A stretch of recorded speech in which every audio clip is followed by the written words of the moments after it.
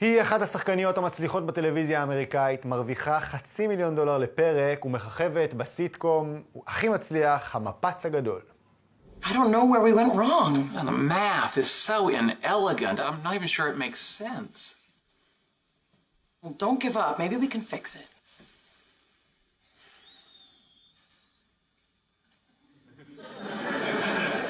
Can you stop breathing so loud? I can hear your nose whistling. I can hear your face talking, so we're even. מים ביאליק, הדמות שאני הכי אוהב במפץ הגדול, היא קרובת משפחתו של חיים נחמן ביאליק, משחקת בסדרה המדענית, בת הזוג של המדען שלדון קופר שראינו. במציאות היא אחד הקולות הבולטים שתומכים בישראל בימים אלה, והיא עצמה מצאה את עצמה תחת מתקפת ה-BDS, לאחר שכתבה פוסט לפיו אפשר להיות פמיניסטית ופרו-ישראלית, בעד שוויון זכויות ובעד ישראל.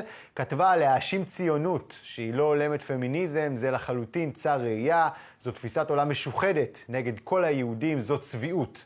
כך בפוסט הוויראלי שלה שזכה לעשרות אלפי לייקים ושיתופים, והנה היא איתנו, ישר מהוליווד, שלום למים ביאליק. לילה טוב, נדב.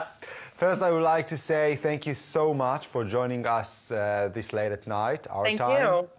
It's a great honor talking to you. Thank you. Fixing my hair. Yeah, I can see that. Did you imagine you would get such a huge response to your status?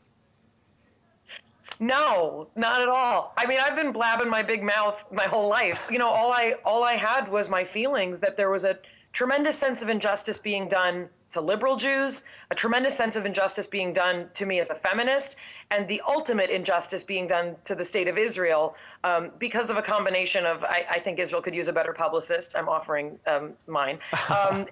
And also the exclusive and horrendous singling out of Israel as an oppressor and a violator of human rights to the exclusion of dozens and dozens of countries, many of them Muslim. And that's not, that's just not Lashon Hara. That's just true. The exclusion of those countries in the conversation about human rights is astounding. It's something we've been fighting the UN about, privately and publicly as a Jewish people, again, for most of my life. This is nothing new to anyone who's a Zionist or a Jew. I saw on Facebook you got a lot of support. Did you get also any threats? Sure. Really? Yeah, anytime I mention Israel, I get threats and I get horrendous things. And anytime I mention anything about the right of of Israel to exist as a state, just the right, politics aside, it is met with what would absolutely be qualified as anti-Semitism. So if I say Israel deserves to exist as an autonomous country with secure borders, that should not lead to Hitler should have finished the job, you're a dirty hook-nosed Jew, you run the world, you run the media, you all should have died in ovens. Like, that has nothing to do, Yeah. I don't mean to laugh, but it is so absurd to me. It's absurd.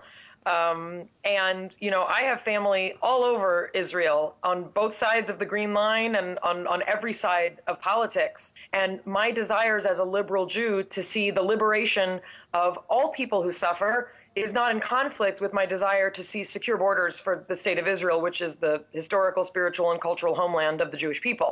Of course. Do you feel more threatened nowadays? Like there is more anti-Semitism since President Trump was elected? I definitely think Trump has emboldened a lot of things that were best not emboldened. The support that he gained from openly white supremacist groups, from the Ku Klux Klan. It is very, very disturbing to see swastikas. There's a writer who writes for Glamour.com, Jessica Radloff, and her family's headstones were desecrated in a cemetery. The climate, for me, as a liberal Zionist, has been very, very difficult since Trump, and I think that's what was building for me. And when I saw these comments that were, poking at my feminism, my liberalism, and my Zionism, I got mad as hell and couldn't take it anymore. So now I have to ask, who is more stubborn in your opinion, Trump or Sheldon? I'm going to say something that Trump might say. There's no one more stubborn than Trump. Not even Sheldon? Because it's a hard choice for those of us who Not see the even show. Sheldon Cooper.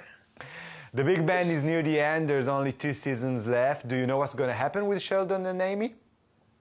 Right. I don't know. It's kind of like life. I don't know what's going to happen next, and I like it that way. I can show you. Oh, my computer is resting on this week's script, so that's all I know. That's as far as I know. Maybe a couple's visit to the Holy Land, see the Weizmann Institute of Science. Like a huge episode where Amy goes to the state of Israel? No. Oh, no.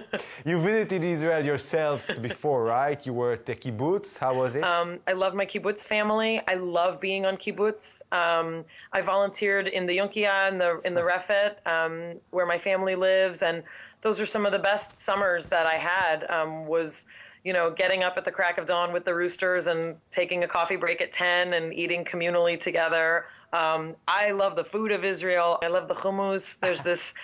There's this place in Ramla that I love to go. I bet it's Khalil. I love the people of Israel. I think some of the most beautiful men and women in the world are in Israel. I love the soldiers. I could go on. Mayim, thank you so much. Keep making us laugh. Keep fighting for us. Have a good night. Thank you. Bavakasha. Thank you.